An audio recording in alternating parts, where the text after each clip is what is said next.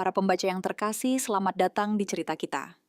Saat aku menandatangani halaman terakhir dari perjanjian perceraian kami, dan mendengar bunyi klik dari tutup pulpenku, layar ponselku tiba-tiba menyala. Sebuah pesan dari Bagas di Messenger, sebuah foto. Di foto itu terlihat mereka berdua, Bagas dan Shinta. Masing-masing menggendong bayi yang terbungkus selimut merah muda dan biru. Senyum mereka merekah lebar ke kamera. Latar belakangnya adalah cermin besar di sebuah ruang VIPE di Rumah Sakit Medistra di SCBD. Sinar matahari dari luar jendela terasa begitu menyilaukan. Di bawah foto itu ada sebuah keterangan. Ibu dan anak selamat, sebuah anugerah. File kami sudah punya awal yang baru. Semoga kamu juga bisa move on. Aku mematikan layar ponselku dan menelungkupkannya di atas meja kayu yang dingin dan kokoh. Di atas meja itu terhampar daftar lengkap semua aset atas namaku, mulai dari saham reksadana, beberapa unit kondominium di Kuningan ruang komersial, hingga beberapa lukisan penting karya pelukis lokal Indonesia yang pernah kubeli. Setiap rupiah tercatat dengan jelas dan detail. Aku menghabiskan seminggu penuh tanpa tidur untuk menyiapkannya. Bukan untuk dibagi, tapi untuk sepenuhnya melepaskan diriku darinya. Mungkin Bagas mengira saat aku menandatangani perjanjian yang dibuat pengacaranya di mana ia menyatakan tidak akan menuntutku, aku sudah menyerah. Aku sudah menerima nasib sebagai makhluk malang yang disingkirkan dari hidupnya. Setelah ia menemukan cinta sejatinya, Shinta. Ia mengira ini adalah kemenangan yang telah lama mereka rencanakan, bahwa inilah akhir yang pantas bagi seorang wanita karir sepertiku yang hanya tahu bekerja, tidak ada mesra-mesranya, dan bahkan tidak bisa memberikan anak. Ia salah besar. Aku mengambil daftar itu dan mendekati papan tulis putih besar di ruang tamuku. Papan tulis ini dulu dipenuhi dengan peta jalan pendanaan dan rencana iterasi produk yang kubuat untuk startupnya yang tidak berguna. Sekarang papan ini sesak dipenuhi catatan tempel biru tua dan kuning cerah. Peta angka dan kode merayap seperti jaring laba-laba, membentuk sebuah peta besar. Aliran dana rahasia bernilai miliaran rupiah di sebuah perusahaan besar. Inilah medan perang baruku. Atau lebih tepatnya, ini adalah arena perhitungan terakhir yang kusiapkan untuk diriku sendiri. Ponselku bergetar lagi. Kali ini panggilan. Nama Bagas muncul di layar. Aku menatap namanya selama 3 detik. Saat nada dering hampir mati, barulah aku menggeser tombol jawab dengan jariku yang bernoda spidol. Aku tidak berbicara. Di seberang sana aku mendengar suara Bagas. Ia mencoba merendahkan suaranya, tapi tidak bisa menyembunyikan kesombongannya. Seperti orang kampung yang baru kaya buih-buih, kebahagiaannya meluap-luap. Val sudah lihat fotonya. Ia berhenti, jelas menunggu reaksiku. Tapi yang ia dapatkan hanyalah keheningan. Ia tak punya pilihan selain melanjutkan. Kesombongan dalam suaranya nyaris menembus saluran telepon dan menamparku. Anak kami kembar loh. Yang laki-laki 28 kilogram, yang perempuan 25 kilogram. Keduanya sehat. Shinta sedikit kesulitan saat melahirkan, tapi semuanya sepadan. Seharusnya kamu juga ikut bahagia untuk kami, kan? Aku memegang spidol merah di tangan kiriku. Di bagian kanan bawah papan, tulis di ujung sebuah garis putus-putus yang menunjukkan aliran dana ke sebuah perusahaan cangkang di Singapura. Aku dengan tegas menggambar sebuah tanda tanya besar. Ujung spidol berdecit di papan tulis. Aku menghela napas pelan dan dengan tenang menjawab, apa aku perlu menyiapkan hadiah untuk syukuran nanti? Menurut tradisi di kampung kita, kalau kembar hadiahnya harus 2 kali lipat, kan? Keheningan langsung menyelimuti seberang sana. Aku bisa membayangkan ekspresi Bagas sekarang. Senyum sombongnya pasti membeku di wajahnya. Ia menelepon untuk melihatku mengamuk, untuk mendengarku bertanya-tanya atau berharap aku akan memakinya secara histeris. Ia membutuhkan rasa sakitku untuk membuktikan bahwa perselingkuhan dan pencuriannya benar, untuk memberikan sedikit sentuhan tragedi dan kemenangan pada kisah cinta agung mereka dengan Shinta. Tapi ia tidak mendapatkan apa-apa. Yang ia terima hanyalah ucapan selamat yang lebih hambar dari air dan pertanyaan sarkastis tentang hadiah. Butuh hampir setengah menit sebelum ia berbicara lagi. Suara manjanya yang dibuat-buat telah hilang, digantikan oleh nada pura-pura kasihan yang sudah kukenal selama 5 tahun. Val, jangan begitu dong. Ia menghela napas berpura-pura khawatir padaku. Aku tahu kamu terluka. Tidak ada gunanya bersikap tegar. Kita pernah menikah, hubungan kita sampai di titik ini bukan hanya salahku kan? Kamu terlalu kaku, ingin semuanya sempurna, ingin memegang kendali. Rumah kita terasa dingin seperti freezer. 5 tahun aku mencoba menghangatkannya tapi sia-sia. Shinta berbeda. Dia bisa memberiku sebuah rumah yang nyata dan hangat. Rumah. Aku mengulangi kata itu pelan. Aku mengalihkan pandanganku dari angka-angka dan panah dingin di papan tulis dan menatap keluar jendela. Di luar langit Jakarta yang mendung seperti biasanya. Cermin dari gedung-gedung tinggi memantulkan cahaya pucat. 5 tahun menikah. Aku tinggal di salah satu kondominium paling mewah di SCBD, tapi jarang punya waktu untuk melihat pemandangan di luar. Aku menghabiskan 5 tahun terbaik dalam hidupku untuk Bagas dan perusahaannya yang sekarat Alpastek. Aku lulus S2 dalam manajemen risiko keuangan, masuk ke firma akuntansi ternama di Jakarta, dan menjadi manajer senior saat aku bertemu Bagas. Startupnya terlilit utang. Aku menggunakan keahlianku untuk membangun kembali model keuangannya. Merapikan akuntansinya yang berantakan begadang untuk membuat rencana bisnis yang cemerlang, dan menemaninya bertemu dengan puluhan investor, hingga aku menderita maak. Hanya untuk mendapatkan investasi malaikat pertama yang besar. Saat perusahaan hampir bangkrut, aku menggunakan koneksiku tabunganku, dan diam-diam menggadaikan rumah warisan orang tuaku di Menteng, hanya untuk menutupi lubang di pendanaannya. Kukira kami adalah rekan seperjuangan sepasang suami istri yang bisa saling bersandar. Ternyata tidak. Di matanya aku hanyalah es yang membeku. Suara Bagas membawaku kembali ke kenyataan. Benar rumah. Ada tawa dan tangis anak-anak, ada masakan hangat, ada lampu yang menyala menungguku pulang. Bukan setiap hari, pulang dini hari, hanya disambut lembur dan laporan data yang dingin. Val, aku sudah meminta Bularas menyiapkan perjanjian perceraian dan pembagian aset. Aku akan mengirimkannya besok. Jangan khawatir, aku bukan orang yang tidak tahu terima kasih. Kamu sudah berkorban bertahun-tahun. Aku tidak akan pelit dengan apa yang menjadi hakmu. Tidak perlu ketem, potongku. Suaraku masih dingin. Aku sudah lama menyiapkan surat-suratnya. Ada di dalam kotak cerutu antik di brankasmu di ruang kerja. Kata sandinya tanggal ulang tahunmu. Aku sudah menandatanganinya. Bagas terdiam lagi, dan kali ini lebih lama. Aku bisa mendengar napasnya yang berat. Mungkin ia sedang memproses informasi itu, mencari jawaban di otaknya, kapan aku menyiapkan surat-surat itu. Dan bagaimana aku bisa tahu, kata Sandi berangkasnya. Keterkejutan pasti tergambar jelas di wajahnya. Sekarang begitu pula kekesalan seorang pemburu yang korbannya tiba-tiba lolos. Sejak kapan kamu menyiapkannya? Tanyanya suaranya kering. Sejak pertama kali kamu menggunakan lembur sebagai alasan untuk tidak pulang ke rumah. Sementara di waktu yang sama Shinta memposting foto pemandangan malam dari sebuah hotel mewah di Kuningan. Di story Instagramnya, jawabku cepat. Bagas jangan lupa. Penilaian risiko adalah pekerjaanku. Tugasku adalah membaca data abnormal, sekecil apapun untuk memprediksi dan menghindari risiko keuangan yang bisa menghancurkan segalanya. Pernikahan di satu sisi juga merupakan kemitraan yang membutuhkan manajemen risiko. Ketika indeks risiko sudah melampaui, ambang batas memotong kerugian adalah keputusan yang rasional. Aku tidak menunggunya menjawab. Aku langsung mematikan panggilan itu. Aku menyetel ponselku ke mode senyap dan melemparkannya ke sofa. Jaringan transaksi rumit di papan tulis seolah bergerak di mataku, tumpang tindih secara mengerikan dengan 5 tahun kehidupan pernikahanku. Dana untuk ekspansi pasar yang diam-diam dialihkan cocok dengan tas Chanel pertama yang ia hadiahkan untuk Shinta. Biaya perjalanan udara palsu cocok dengan liburan rahasia dan tagihan hotel mereka di Bali. Biaya konsultasi yang masuk setiap bulan ke perusahaan cangkang. Mungkin itu adalah cicilan bulanan untuk kondominium mereka di kawasan Ortigas. Shinta dulu sahabat baikku, teman satu kamar kos di kampus. Kami berdua berdesak-desakan di EMRT. Saat jam sibuk, kami berdua menyewa apartemen tua yang penuh kecoa di Palmerah. Kami berdua makan nasi goreng dan sate di tengah malam, sambil mengeluh tentang bos yang jahat dan mantan pacar yang brengsek. Saat aku masuk ke perusahaan bagus, aku tidak melupakannya. Aku menariknya ke posisi yang baik.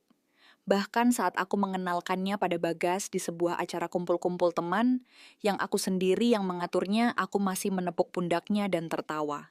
Dia sahabatku, jangan coba macam-macam. Sungguh ironi yang luar biasa. Kukira saat kebenaran mengiris penampilan luar kehidupan seperti pisau bedah dan menampakkan luka bernanah di bawahnya, aku akan mati. Karena sakit aku akan mengamuk dan merasa seluruh duniaku runtuh. Tapi tidak. Saat bukti-bukti itu tersaji satu persatu di hadapanku, hal pertama yang kurasakan adalah sebuah ketenangan profesional yang nyaris dingin. Otakku berubah menjadi mesin yang cepat dan akurat, secara otomatis menghitung kerugian, menganalisis risiko, dan membuat solusi terbaik. Kesedihan dan kemarahan terkompresi menjadi tulang kecil yang keras terkubur di bagian terdalam rasionalitasku. Perceraian adalah memotong kerugian. Mengambil apa yang menjadi milikku adalah likuidasi aset. Sedangkan untuk Bagas dan Shinta, aku menatap tanda tanya merah besar di papan tulis dan perlahan tersenyum. Terkadang karma tidak perlu kamu lakukan sendiri. Karena seminggu yang lalu ibu mertuaku Tante Ratna untuk pertama kalinya menelponku selama 2 jam 17 menit. Dalam panggilan itu ia terus-menerus menghela napas penuh kekhawatiran. Dengan nada khas, seorang wanita terpelajar dari daerah yang berputar-putar, namun penuh isyarat, ia menceritakan masalah keluarga yang membebani hatinya. Yang ia khawatirkan bukanlah putranya yang sukses, atau mantan menantunya yang tidak berguna sepertiku. Yang ia khawatirkan adalah wanita yang menurut Bagas lembut pengertian dan akan memberinya cucu Shinta. Keesokan sorenya Bagas datang bersama pengacaranya Bularas. Bagas mengenakan setelan Hugo Boss, baru rambutnya tersisir rapi dan membawa aura percaya diri, namun bercampur kehati-hatian. Shinta tidak ikut mungkin karena baru saja melahirkan, dan lebih penting untuk beristirahat dan menikmati suite maternitasnya. Semua barang Bagas di kondoku, mulai dari stick golfnya speaker edisi terbatas, hingga figur anime favoritnya dan piyama lamanya sudah kurapikan ku kemas dalam kotak, dan kutumpuk rapi di dekat pintu masuk. Kotak-kotak itu tampak seperti peti-peti mati kecil yang mengubur semua kenangan kecil, dan nyata dari 5 tahun kebersamaan kami. Saat Bagas melihatnya begitu masuk, keningnya berkerut. Kedamaiannya yang dibuat-buat sedikit goyah. Fal apa ini? Nadanya tidak enak. Ia melihat kotak-kotak itu lalu padaku dengan tatapan menghakimi. Apa kamu begitu tidak sabar untuk mengusirku? Apa perpisahan kita harus jadi sejelek ini? Aku duduk di sofa dengan tumpukan kertas di depanku. Aku mengabaikan perkataannya. Aku hanya mengangkat daguku untuk menunjuk kursi di depannya. Ia dan Bularas saling berpandangan dan sang pengacara duduk lebih dulu memperbaiki kacamata berbingkai emasnya, tampak siap untuk transaksi formal. Aku mendorong sebuah dokumen ke arah Bagas. Ini perjanjian pembagian harta. Aset pranikah kita masing-masing, tidak ada perdebatan. Harta Gonogini kita utamanya 35% sahammu di Alpastek, 3 unit kondo kita 2 mobil, dan beberapa investasi keuangan. Aku sudah menuliskan cara pembagiannya. Lihat saja. Bagas tidak bergerak. Bularas yang mengambil dan membacanya dengan cepat. Baru beberapa halaman yang ia baca, raut wajah pengacara itu sudah berubah. Ia semakin sering memperbaiki kacamatanya. Saat ia mengangkat kepalanya untuk menatapku, matanya penuh keterkejutan dan rasa ingin tahu profesional. Ibu Valerie mulainya mencoba menenangkan suaranya, tapi keraguan terdengar jelas. Sepertinya ada masalah dengan perjanjian ini. Saham Pak Bagas di Alpastek adalah aset operasional. Peningkatan nilainya setelah kalian menikah, menurut hukum dan klausul tambahan di perjanjian pranikah kalian seharusnya dianggap sebagai. Bularas, potongku sebelum mengambil dokumen yang lebih tebal dan dijilid di sampingku, dan dengan hati-hati meletakkannya di depannya. Ini adalah salinan semua rekening penting Alpastek sejak didirikan laporan bank, serta perjanjian investasi dan slip setoran dari 5 putaran pendanaan penting. 2 dari pendanaan itu saat perusahaan kehabisan arus kas dan hampir bangkrut. Aku masukkan atas namaku menggunakan dana perwalian keluarga dari pihak ibuku sebagai modal Ventura. Menurut pasal 3 dari perjanjian tambahan pranikah kita, saham ini dan semua keuntungan modalnya adalah milikku secara eksklusif. Aku berhenti dan menatap mata Bularas yang membelalak dan wajah Bagas yang tiba-tiba pucat. Aku melanjutkan dengan nada tenang yang sama.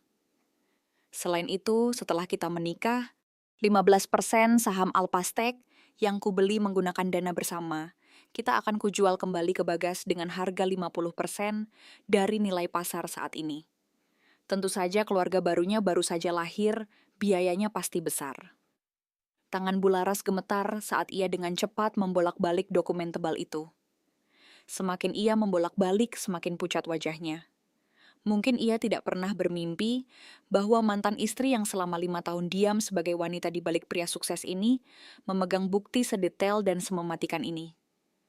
Bukti-bukti ini tidak hanya mengklarifikasi masalah saham, tetapi juga seperti pisau bedah yang mengiris transaksi uang kotor yang tersembunyi dari kliennya. Warna wajah Bagas berubah dari pucat menjadi menghitam karena marah. Ia merebut dokumen itu dari pengacaranya dan menatapku tajam, seolah-olah ia baru mengenalku.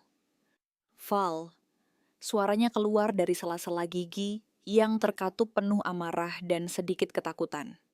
Kamu merencanakan ini. Kamu sudah lama merencanakannya untukku. Aku hanya mengatakan apa yang menjadi milik kita.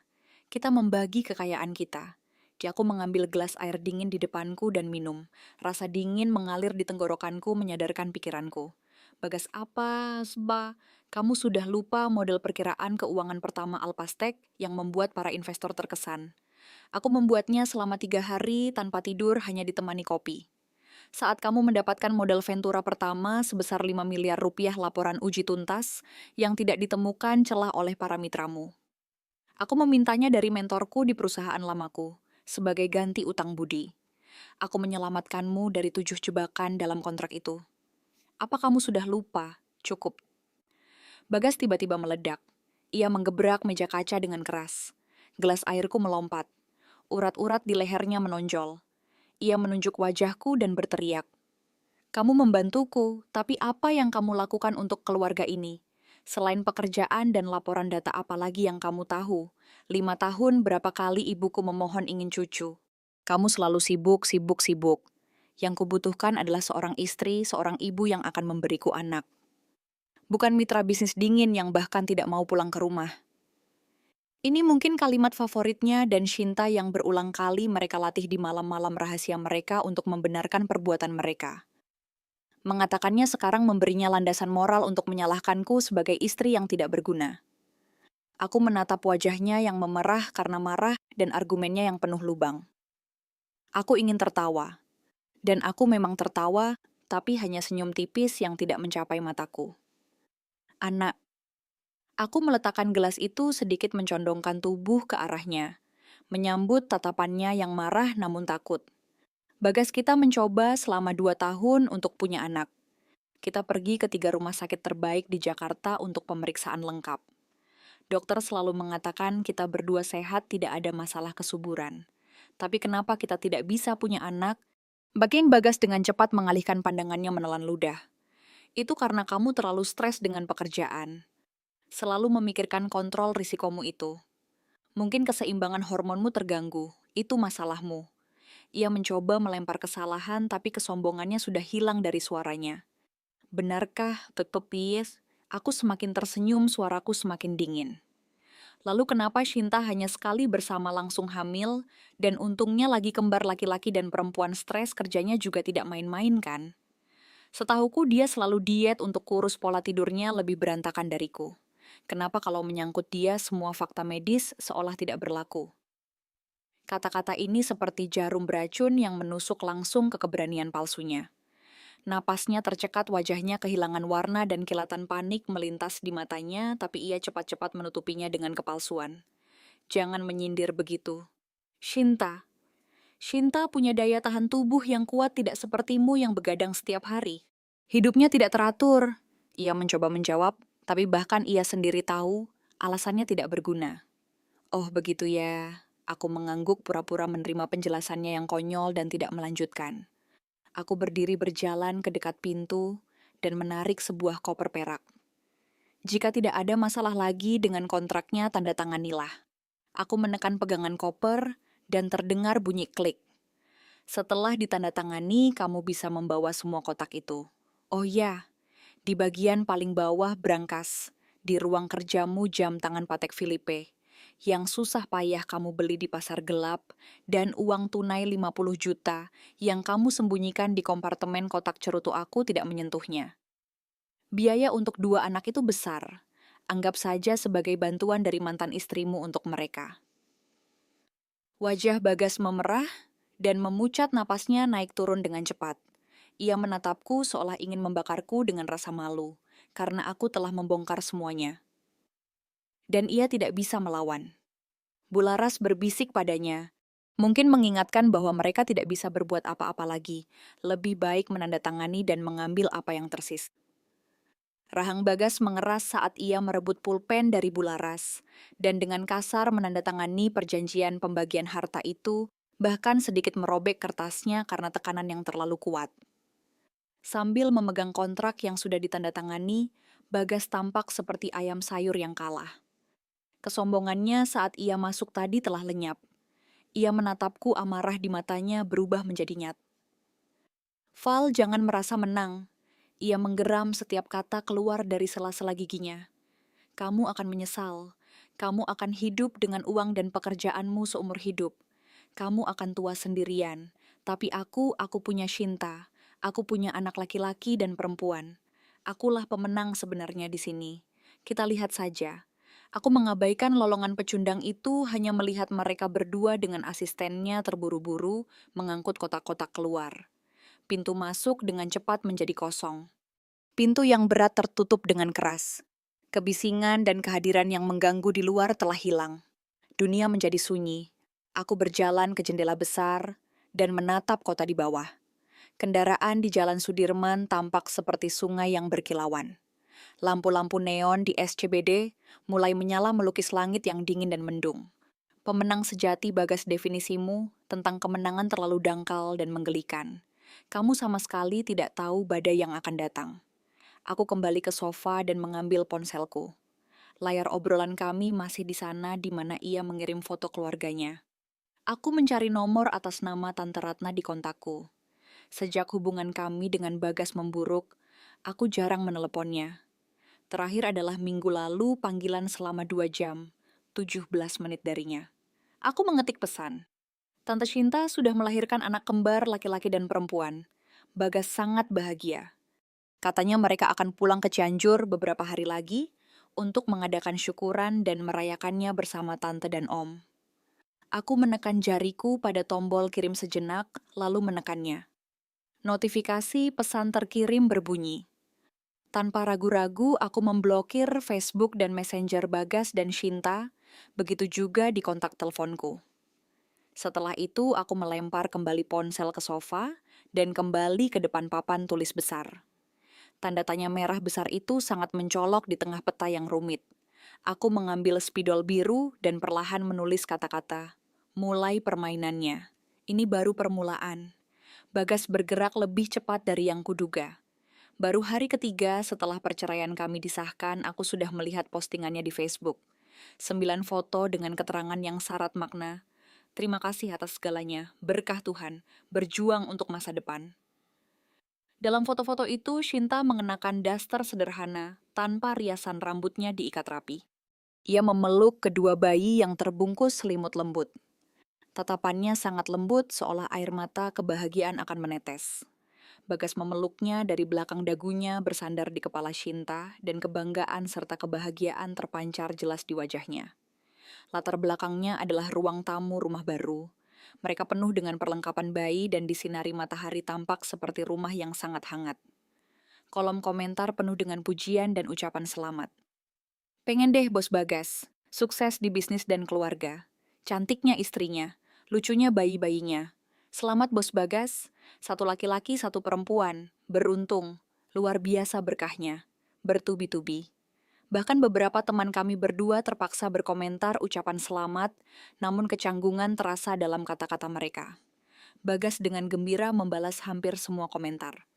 Ia mencoba bersikap rendah hati, tapi kesombongannya jelas terlihat seperti seorang raja yang baru saja menang perang dan ingin memamerkan kemenangannya. Ia memang punya sesuatu untuk dibanggakan. 5 tahun kami bersama kami tidak punya anak.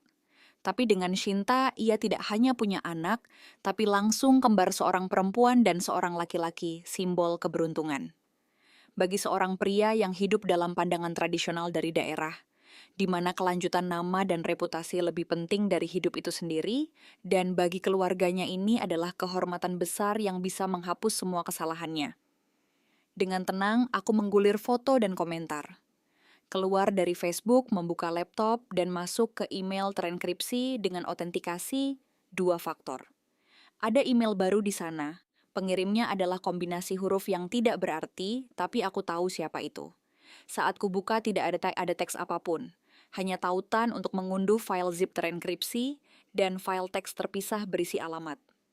Aku mengunduh zip itu memasukkan kata sandi dan melihat lebih dari 10 foto beresolusi tinggi.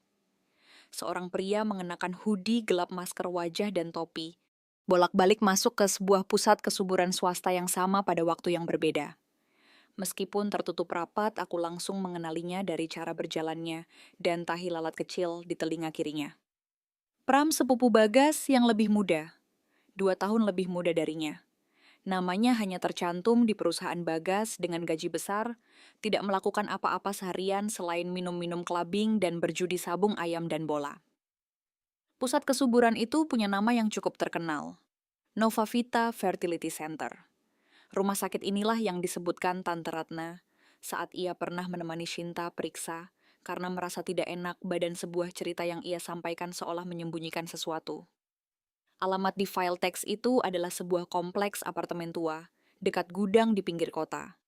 Di sanalah Pram menyewa kamar konon tempat ia terkadang pergi untuk bersantai. Aku menutup jendela foto mencari alamat itu di Google Maps. Itu adalah apartemen berusia 2 tahun, sewanya murah, dan berjarak 40 menit perjalanan dari Nova Vita Fertility Center. Aku menyimpan semua data ke hard drive eksternal terenkripsi dan membalas email itu. Lanjutkan. Setelah mengirim email, aku berdiri dan menyeduh kopi. Aroma kopi tubruk yang kuat menyebar di udara. Aku pergi ke balkon membawa cangkir kopi. Angin malam yang sejuk membelai wajahku. Lampu kota masih seterang biasanya. Semuanya berjalan sesuai rencana. Setelah menyelesaikannya, aku mulai memproses likuidasi sahamku di Alpastage yang kudapat dari Bagas. Bularas bergerak cepat dalam urusan profesional. Keesokan paginya, sejumlah besar uang masuk ke rekening bankku. Saat melihat notifikasi dari aplikasi mobile banking, aku tidak merasakan apa-apa. Uang ini memang milikku. Aku menukarnya dengan 5 tahun masa mudaku, keringatku, dan bahkan sebagian dari warisan orang tuaku. Uang itu kembali padaku sekarang dan akan kugunakan untuk hal yang lebih penting. Dalam beberapa hari berikutnya, jadwalku menjadi seperti mesin yang terprogram. Bangun jam 7 pagi, nge-gym 1 jam, bekerja dari jam 9 pagi untuk mengurus proyek-proyek konsultasi independenku. Sore hari aku bertemu dengan tim hukum dan penasihat keuangan pribadiku untuk menempatkan semua uangku di sebuah dana perwalian keluarga luar negeri di Singapura. Aku ingin memastikan perpisahanku dengan masa lalu bersih. Selama waktu ini beberapa teman meneleponku. Mereka mencoba basa-basi sebelum bertanya tentang perceraian. Jawabanku selalu sama. Kami tidak cocok, pandangan hidup kami berbeda, pisah baik-baik. Hanya satu teman-teman sekelas kami dan Shinta di kampus yang ragu-ragu lama sebelum berbisik di telepon. Val, kamu akan biarkan saja Shinta itu sudah keterlaluan. Waktu kuliah dia sudah begitu. Kelihatannya baik tapi sebenarnya licik. Selalu ingin mendapatkan segalanya bahkan milik orang lain. Aku tidak menyangka dia akan merebut suamimu juga. Aku memotongnya tanpa emosi dalam suaraku. Perceraianku dengan Bagas adalah masalah kami berdua. Temanku menghela napas. Soalnya Bagas bilang ke semua orang kalau kamu mandul terlalu suka memerintah. Katanya dia sudah tidak tahan makanya terpaksa cerai. Shinta juga jadi korban di lingkaran pertemanan kita.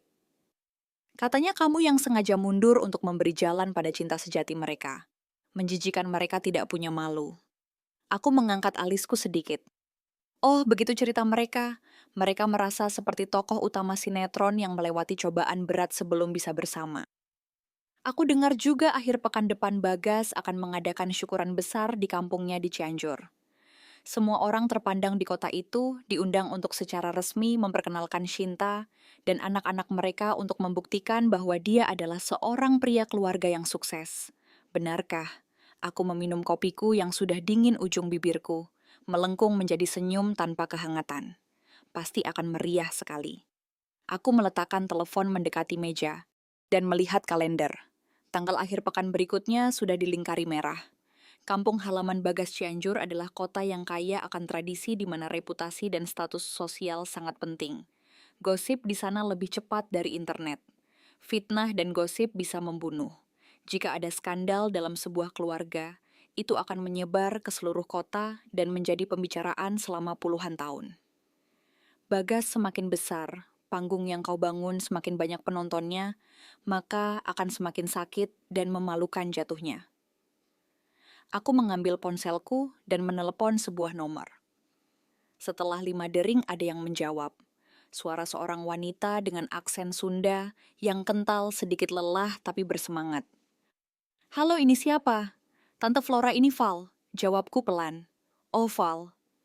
Suara Tante Flora langsung meninggi jelas senang. Kenapa menelepon? Bagaimana kabarmu? Sibuk kerja? Sudah makan? Saya baik-baik saja, Tante. Tante dan Om bagaimana? Baik-baik saja, Om cuma lagi kambuh asam uratnya. Mbak Tip? Aku langsung ke inti pembicaraan. Tante, apakah akhir pekan depan ada waktu saya mau pulang ke sana untuk mengurus sesuatu? Oh, tentu saja, kalau kamu pulang, Tante pasti ada waktu. Jawabnya bertubi-tubi sebelum menjadi khawatir. Ada masalah, Val. Apa kamu bertengkar dengan Bagas? Soalnya beberapa hari yang lalu Bu Marites bilang lihat ibu mertuamu Tante Ratna, kelihatannya gelisah dan banyak pikiran. Waktu ditanya, dia tidak menjawab. Tante Flora bekerja di kantor pemerintahan kota. Jabatannya tidak terlalu tinggi, tapi ia kenal banyak orang dan cepat mendapat berita. Yang terpenting, ia dikenal adil dan jujur benci pada penipuan. Hanya ada yang perlu saya selesaikan, Tante. Nanti saya jelaskan kalau sudah di sana. Tapi tolong jangan beritahu siapapun saya akan pulang, terutama keluarga Bagas. Tante Flora terdiam sejenak di seberang sana, sepertinya ia menyadari ada yang tidak beres. Suaranya menjadi serius saat menjawab, baik Tante mengerti, hati-hati di jalan. Kirim pesan saja kalau sudah sampai nanti Tante jemput. Tidak usah Tante, saya bawa mobil sendiri, nanti saya telepon kalau sudah sampai. Setelah menutup telepon aku merasa sedikit lega. Sehari sebelum pesta besar keluarga Bagas aku mengemudi sendiri kembali ke kota yang terasa akrab sekaligus asing bagiku. Kota itu dikelilingi oleh alam dengan gereja tua dan rumah-rumah batu kuno. Udara berbau daun dan embun. Waktu seolah berjalan lambat di sini. Aku tidak memberitahu siapapun tentang kedatanganku. Aku check-in di sebuah hotel resor baru dekat jalan raya menggunakan KTP lain yang sudah kusiapkan. Kamarku di lantai 3. Saat aku membuka jendela, aku bisa melihat rumah 3 lantai baru keluarga Rivera. Di depan rumah sebuah tenda merah berdiri penuh dengan bendera-bendera kecil dan balon merah. Ada spanduk besar tergantung dari lantai 2. Selamat Akikah dan tasyakuran Baby Gabriel dan Baby Gabriela Rivera. Keluarga Rivera adalah keluarga terpandang di kota itu. Ayah Bagas adalah pensiunan kepala sekolah SMA. Bagas adalah yang paling sukses di generasinya, seorang CEO di Jakarta, yang selalu disebut-sebut orang tua sebagai teladan. Acara ini bukan hanya perayaan untuk si kembar, tetapi juga sebuah pernyataan kepada seluruh kota bahwa keluarga Rivera terus jaya dan memiliki penerus. Aku menutup tirai, membuka laptopku, terhubung ke jaringan terenkripsi, dan terakhir kali memeriksa hadiah yang kubawa sebuah USB hitam biasa. Di dalamnya tersimpan hasil investigasi detektif pribadiku Kiko selama setengah bulan terakhir. Pram keluar masuk Novavita Fertility Center sebanyak 7 kali dalam 6 bulan terakhir, lengkap dengan waktu pakaian dan kendaraan yang digunakan. Daftar panggilan telepon antara Shinta dan Pram. Meskipun tidak ada detail percakapan, frekuensi panggilan mereka terjadi tepat pada saat Shinta hamil. Pemeriksaan latar belakang Novavita, mereka menawarkan layanan custom yang rahasia dan mahal. Mereka memiliki daftar donor, di mana Pram terdaftar dengan kode The Strip 07. Terakhir sebuah laporan analisis medis, berdasarkan foto-foto Shinta saat hamil yang selalu diposting. Bagas dan riwayat medis kami berdua, di mana aku tahu Bagas normal, tetapi Shinta punya masalah kesehatan, kemungkinan ia untuk hamil kembar secara alami sangat rendah. Semua bukti menunjuk pada satu hal, Shinta tidak hamil secara alami. Ia menggunakan IVF dan menanamkan sel telur yang telah dibuahi. Sel telurnya mungkin miliknya atau dibeli, tapi spermanya pasti dari Pram. Ia membuat drama kehamilan dan persalinan untuk menipu Bagas dan semua orang. Ia memilih Pram mungkin karena ia mengenalnya jadi lebih mudah, atau agar masih ada darah Rivera dan tidak terlalu mencurigakan dan mungkin lebih murah. Ia sangat cerdas. Sayangnya ada dua hal yang ia lupakan. Pertama, ia tidak memikirkan reaksi seorang ibu mertua tradisional yang sangat menginginkan cucu, tetapi lebih mementingkan reputasi dan darah murni keluarga ketika ia mengetahui kebenarannya. Kedua, ia tidak memikirkan siapa aku. Ia mengira aku hanyalah seorang wanita gagal yang buta karena cinta dan akan melarikan diri diam-diam. Ia lupa bahwa auditor risiko terbaik pandai mencium bahaya sebelum datang, dan selalu memiliki jebakan dan senjata yang siap. Menjelang makan malam, aku mengenakan hoodie dan topi sederhana berjalan keluar hotel, menuju warung makan paling terkenal di kota itu yang menjual mie kocok. Aku duduk di pojok dan memesan mie kocok spesial. Suasananya ramai, hampir semua meja membicarakan pesta besar keluarga Rivera besok. Dengar tidak anaknya Pak Kepsek? Rivera yang kaya di Jakarta itu besok akikah anak kembarnya. Ia laki-laki dan perempuan. Hebat ya si Bagas itu dari kecil memang pintar. Sekarang bisnisnya besar, istrinya yang sekarang juga subur. Langsung dapat anak kembar, bikin iri. Istrinya yang dulu yang kerja di Jakarta juga katanya pintar juga. Apa gunanya pintar? Kata ibunya Bagas kerjanya melulu tidak pernah pulang. Ternyata mandul. Sudah bertahun-tahun menikah tidak punya anak. Untung saja mereka cerai. Yang baru ini teman masa kecilnya cantik dan bisa kasih anak. Iya katanya yang baru ini baik sekali. Bagas diurusin banget. Aku hanya menunduk diam-diam makan mie kocok. Semua rasa iri hinaan dan gosip itu kudengar dengan jelas. Sepertinya Bagas dan Shinta telah menggunakan keluarga Rivera untuk mengendalikan narasi di kota. Sekarang di mata semua orang aku adalah seorang istri mandul, yang tidak berguna sementara Shinta adalah pahlawan yang menyelamatkan garis keturunan keluarga Rivera. Bagus. Semakin tinggi kau mendaki, semakin sakit jatuhnya. Terkadang gosip dan penghakiman orang lebih mematikan dari senjata apapun. Setelah makan, aku membayar di kasir, menurunkan topiku, dan diam-diam pergi kembali ke hotel. Malam harinya lingkungan sudah gelap. Rumah keluarga Rivera masih terang benderang. Aku masih bisa mendengar suara musik dan keramaian mungkin persiapan terakhir untuk pesta besok. Mungkin Bagas dan Shinta sangat bahagia sekarang membayangkan bagaimana mereka akan dipuji besok. Tanpa mereka sadari panggung indah yang mereka bangun akan menjadi pusat kehancuran yang akan runtuh dalam 12 jam. Aku duduk di depan laptop dan melakukan langkah terakhir. Aku memasukkan laporan foto-foto dan analisis medis ke dalam file zip dan mengirimkannya menggunakan email anonim ke email pribadi Tante Flora. Hanya satu baris yang tertulis, "Ini demi nama baik keluarga Rivera. Pastikan Tante Ratna membacanya sebelum pesta dimulai besok." Tante Flora bekerja di kantor pemerintahan seumur hidupnya, ia adil dan benci penipuan. Ia dan Tante Ratna adalah teman masa muda, meskipun sedikit menjauh mereka masih punya ikatan. Dialah orang terbaik untuk menyampaikan hadiah ini kepada Tante Ratna.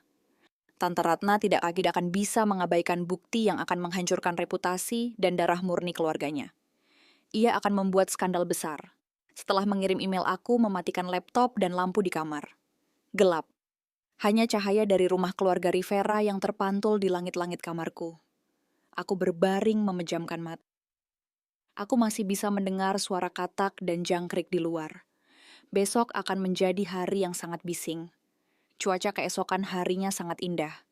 Matahari bersinar terik terlalu terang, hingga menyilaukan saat melihat tenda merah spanduk emas dan balon warna-warni di depan rumah keluarga Rivera. Halaman rumah penuh dengan mobil. Orang-orang terpandang di kota, dari pensiunan politisi pengusaha guru hingga kerabat. Dari jauh terus berdatangan. Bagas mengenakan kemeja batik yang mahal dan rapi. Rambutnya tertata sempurna. Ia berdiri di pintu menyambut tamu. Kesombongan dan kebahagiaan terpancar jelas di wajahnya. Ayahnya sang pensiunan kepala sekolah juga mengenakan batik membantu menyambut tamu. Meskipun masih sedikit pucat karena sakit baru-baru ini, ia terlihat bangga. Aku tidak pergi, aku tetap di kamarku di hotel. Aku mengamati sekeliling dengan teropongku dari celah tirai sementara ponselku terhubung ke siaran video langsung dari Tante Flora. Tante Flora menemukan posisi yang bagus dan diam-diam merekam acara sambil pura-pura membantu. Di video banyak sekali orang. Shinta duduk di tengah dikelilingi oleh para wanita. Ia mengenakan gaun modern berwarna merah rambutnya, disanggul dengan jepit rambut mutiara. Ia menggendong kedua bayi yang sama-sama mengenakan pakaian merah dan emas. Banyak yang memujinya. Shinta berusaha tersenyum, tapi keangkuhan karena kemenangan terlihat jelas.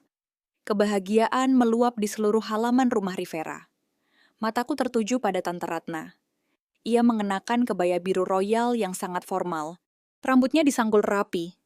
Ia berjalan di antara para tamu tersenyum menyapa, seperti seorang nenek normal yang berpesta untuk cucu-cucunya. Tapi aku tahu ada yang salah. Melalui teropong, aku bisa melihat bagaimana senyumnya menjadi kaku getaran di tangannya dan amarah dingin di matanya saat ia menatap ke kejauhan. Gerakannya cepat dan saat ia menuangkan kopi untuk seorang tamu, tangannya bergetar hampir tumpah. Tepat saat itu pesan dari Tante Flora masuk di Messenger. Dia melihatnya. Dini hari tadi, dia sudah mengetuk pintu rumahku matanya merah seperti tidak tidur. Aku mencetak file-file itu dan memberikannya. Dia duduk di ruang tamuku selama 1 jam membacanya satu persatu, tanpa suara hampir merobek kertas karena cengkeramannya yang erat. Saat pergi dia seperti mau jatuh. Aku mau membantunya tapi dia menepis tanganku dan hanya berkata, "Aku sudah tahu." "Baik Tante," jawabku. Program di video dimulai. MC mengambil mikrofon naik ke panggung kecil dan mencoba mengetesnya. Ia dengan ceria memperkenalkan diri, memuji keluarga Rivera, memuji Bagas sebagai CEO yang sukses memuji kebaikan Shinta, dan menyebut si kembar sebagai berkah dari Tuhan. Tepuk tangan dan tawa riuh dari penonton. MC berteriak, "Dan sekarang mari kita sambut dengan tepuk tangan yang meriah bintang kita hari ini, beserta orang tua yang berbahagia." Musik berubah menjadi lebih ceria. Bagas naik ke panggung dengan punggung tegak. Ia mengambil bayi laki-laki dari Shinta, sambil membantu Shinta yang menggendong bayi perempuan. Shinta tersenyum malu-malu. Mereka berjalan ke tengah panggung, tepuk tangan dan sorak-sorai semakin keras. Bagas tersenyum lebar. Ia berdeham mendekatkan mulutnya ke mikrofon. Terima kasih banyak kepada Anda semua, Om Tante, teman-teman, yang telah hadir di acara akikah dan tasyakuran Gabriel dan Gabriela. Saya merasa beban di pundak saya bukan karena tekanan, tapi karena kewajiban dan kebahagiaan. Akhirnya, saya punya penerus. Tepuk tangan lagi bahkan beberapa paman. Bagas bersorak. Saat tepuk tangan mereda Bagas menatap Shinta dengan lembut. "Saya ingin berterima kasih kepada istri saya, Shinta.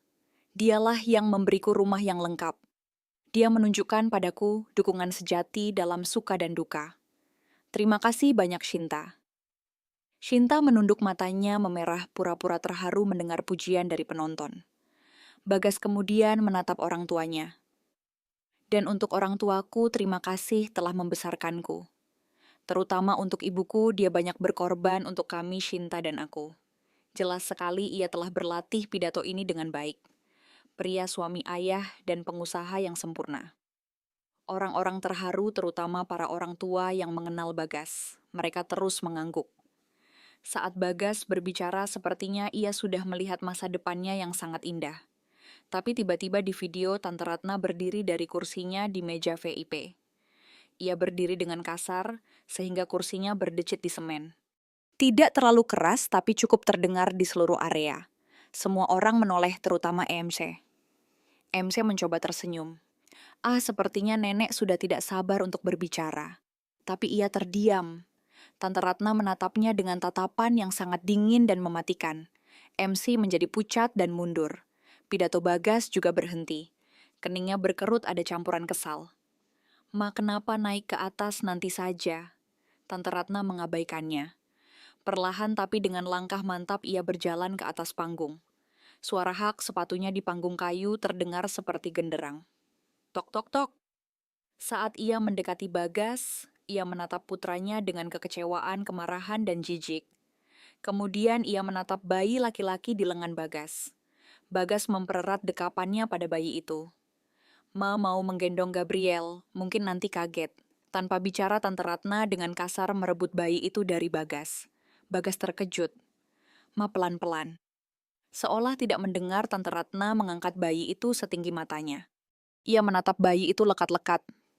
Matanya seperti pemindai memeriksa dahi, alis mata, dan hidung bayi itu. Ia melakukannya sangat lama. Waktu seolah berhenti. Tidak ada yang bernapas di antara penonton. Musik juga berhenti. Yang terdengar hanyalah angin. Senyum Shinta lenyap perlahan digantikan oleh ketakutan. Ia mencoba berbicara tapi tidak ada suara yang keluar. Ia hanya bisa memeluk erat bayi perempuan di dekapannya dan mundur. Wajah Bagas juga berubah. Bingung dan gugup. Setelah hampir setengah menit, Tante Ratna perlahan menoleh. Matanya yang tajam seperti pisau menusuk Shinta yang kini pucat pasi. Bibir Tante Ratna bergetar bukan karena takut, tapi karena amarah yang luar biasa. Ia berbicara, suaranya tidak keras, tapi karena sangat sunyi, semua orang mendengarnya. Shinta Lestari. Ia menyebut nama lengkap Shinta sangat dingin. Shinta tersentak. Bayi perempuan di dekapannya menangis, tangisannya melengking di tempat yang sunyi itu. Tapi Tante Ratna tidak peduli. Ia hanya menatap Shinta. Setiap katanya penuh penekanan. Katakan padaku, ini anak siapa?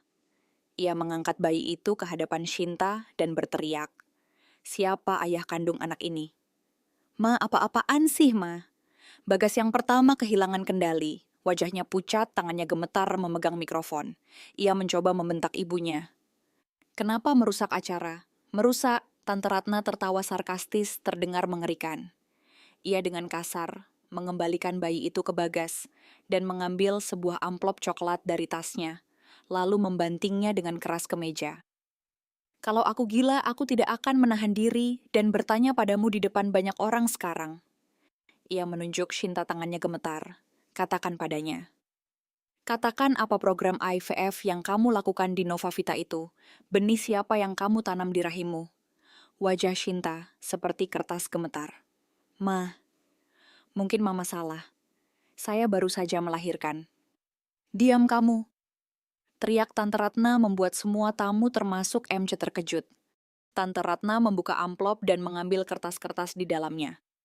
Karena gerakannya yang tergesa-gesa, beberapa kertas jatuh ke lantai. Orang yang dekat langsung membacanya. Di halaman pertama tertulis Nova Vita Fertility Center. Formulir persetujuan in vitro fertilization. ID donor di strip 07. Bagas terpaku. Ia menatap kertas itu, matanya membelalak. Ia tidak bisa berkata-kata. Tante Ratna melanjutkan. Bulan lalu saat kita periksa ke rumah sakit, aku merasa tidak tenang. Makanya aku menemanimu. Ia menatap Shinta, suaranya parau. Kamu pikir aku sudah tua dan bodoh. Tidak tahu apa-apa. Tapi aku tidak sebodoh itu sampai tidak mengenali nama keponakanku sendiri. Setelah mengatakan itu, keributan meledak di antara penonton. Keponakan maksudnya, wah beneran. Di belakang kerumunan seorang pria berkaus polo bunga pram, tiba-tiba pucat dan mundur tapi menabrak orang lain dan hampir jatuh. Itu Pram. Tante Ratna menoleh dan menatapnya tajam. Pram, jangan sembunyi. Kamu kan donor The 07 di Nova Vita kan? 7 kali kamu ke sana dalam 6 bulan terakhir. Kamu bilang mengunjungi teman di Jakarta. Teman yang kamu kunjungi itu, rahim istri sepupumu sendiri. Keheningan kembali menyelimuti. Lutut Pram lemas. Tante bukan. Tante Ratna menghampirinya dan menamparnya dengan keras. Pelak wajah Pram langsung memerah, bibirnya berdarah. Aku bahkan dapat nomor ID-mu. Dari perawat yang masuk ke sini, aku membesarkanmu seumur hidupku dan hidup dengan harga diri. Kukira Tuhan mengasihaniku dan aku akan punya cucu. Tapi apa ini? Ia menoleh ke Shinta. Iblis macam apa kamu yang menanam benih lain agar terlihat seperti Rivera, agar kami membesarkan anak orang lain, agar kami ditertawakan seumur hidup. Tega sekali kamu. Shinta tidak tahan lagi. Ia menangis terseduh-seduh, bayi perempuan yang digendongnya juga menangis. Wajahnya tidak berdarah lagi. Bagas, Bagas percayalah padaku. Ia mencoba mendekati Bagas. Tapi Bagas mundur seperti anjing yang tersiram air panas cepat dan jauh. Shinta membeku. Ketakutan luar biasa muncul di matanya. Bagas menatapnya. Wajah Bagas hancur penuh keterkejutan, malu marah dan tidak percaya. Kamu menipuku. Suaranya parau. Shinta katakan apa ini benar? Tidak, aku tidak menipumu. Isak Shinta hendak mendekat. Bagas jangan percaya padanya, Mama memang tidak suka padaku. Lalu ini apa? Tante Ratna membanting kertas-kertas itu ke arah Shinta. Kertas-kertas itu jatuh di panggung. Semua orang melihat foto-foto CCTV Pram masuk ke rumah sakit. Bisik-bisik dimulai. Ternyata ditipu si Bagas. Palsu ternyata. Gosip itu seperti jarum yang menusuk Bagas. Ia mulai gemetar cengkeramannya pada bayi begitu erat, sehingga bayi laki-laki itu juga menangis. Campuran tangis dan malu menyelimuti pesta yang megah itu. Di tengah kekacauan, ponselku bergetar. Pesan dari Tante Flora. Masuklah sekarang. Aku berdiri mengambil map hitam dan turun dari hotel. 10 menit kemudian aku berjalan masuk ke halaman rumah keluarga Rivera dengan sepatu hak tinggi. Seseorang mengenaliku. Valerie, semua orang menoleh padaku. Ada yang terkejut, ada yang malu, ada yang kasihan. Wanita yang mereka sebut mandul dan diusir oleh keluarga Rivera, kini ada di sini dengan kepala tegak. Bagas melihatku, ia terpaku. Di tengah rasa malu dan marahnya aku melihat ia tahu aku tidak datang tanpa alasan. Aku naik ke panggung. Setiap langkahku seperti lonceng kematian bagi pestanya. Aku berdiri di depan mereka mengangguk pada Tante Ratna sebelum menoleh ke Bagas yang pucat pasi. Aku tersenyum. Waktu kedatanganku pas sekali. Aku meletakkan map hitam di atas meja. Tante, kertas-kertasmu membuktikan bahwa anak-anak itu bukan anak Bagas. Tapi yang ini, aku menatap Bagas akan membuktikan bahwa kamu tidak hanya mengadopsi anak orang lain, tapi kamu juga akan segera bangkrut hari ini. Aku membuka map itu mengambil dokumen dan membantingnya ke meja. Kamu pikir Alpastech bisa hidup tanpaku? Sekarang akan kutunjukkan pada semua orang pembukuanmu yang sebenarnya. Wajah Bagas berubah. Val, jangan buat masalah, ini masalah keluarga. Masalah keluarga katamu. Tadi saja kamu bangga sekali betapa suksesnya kamu. Ayo kita lanjutkan pestanya. Aku mengambil kertas itu dan memberikannya kepada seorang pria tua di depan. Pak Thomas, seorang pensiunan akuntan. Pak Thomas, saya tahu Bapak jago hitungan. Tolong bacakan. Kening Pak Thomas berkerut, ia menaikkan kacamatanya. Ini laporan Bank Alpastech selama 3 bulan. Ada perjanjian pinjaman hipotek dan kontrak investor baru. Benar, kataku pada penonton. Sederhananya cicilan kondo mobil, bahkan perlengkapan golf Bagas semuanya dibayar pakai uang perusahaan. Dan kontrak puluhan miliar dengan pemerintah yang ia banggakan untuk bayar utang. Itu palsu. Apa palsu? Penonton meledak. Jangan memfitnah. Itu dokumen rahasia. Teriak Bagas. Rahasia perusahaan mitra kontrakmu itu aku sendiri yang mendaftarkannya. Para pendirinya sudah kabur 3 bulan lalu. Kantor mereka sekarang sudah jadi warung bubur. Bahkan stempel di kontrak itu palsu. Aku menatapnya. Bagas, kamu pikir aku tidak tahu apa-apa? Aku melihat jam tanganku. Beberapa saat sebelum aku masuk ke sini, aku sudah mengirim semua dokumen ini ke bank investor dan OJK. Dalam 30 menit, semua rekening Alpastech akan dibekukan. Bagas seperti dipukul di kepala. Kamu gila, teriaknya. Kamu mau menghancurkanku. Hancur. Kamu mengambil uang perusahaan untuk membeli kondo dan mobil untuk Shinta, untuk membayar utang judi sabung ayam. Prambonus karyawan kamu, jadikan dana perjalanan, agar kamu bisa diam-diam ke Bali dengan Shinta. Aku tidak ingin menjelaskan semuanya di sini. Pram gemetar di belakang dan hampir pingsan. Tepat saat itu telepon Bagas berdering. Sekretarisnya Bea yang menelepon. Ia menekan tombol speaker. Bea menangis. Bos, bank dan OJK sudah di sini. Rekening kita dibekukan. Yang lebih parah, para pengembang asli kita sudah menarik lisensi perangkat lunak mereka. Kita tidak punya apa-apa lagi untuk dijual. Kita habis, bos. Telepon Bagas jatuh, layarnya pecah. Suara Isak Bea masih terdengar. Para investor mulai pergi, karyawan mengamuk. Seluruh halaman sunyi. Pesta akikah yang tadinya meriah kini menjadi neraka bagi Bagas.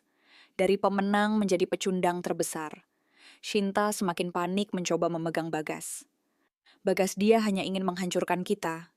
Aku tersenyum mengambil kertas terakhir. Kejutan terakhir. 15% saham yang kamu berikan padaku saat cerai sudah kujual kemarin ke sebuah firma buyout asing di SCBD seharga 50 miliar rupiah. Syaratnya begitu mereka masuk, mereka akan melikuidasi perusahaan. Singkatnya, besok Alpastek bukan lagi milikmu. Bagas membeku. Kamu sudah merencanakan ini sejak lama. Ya, jawabku tenang. Sejak pertama kali kamu membawa Shinta ke hotel itu.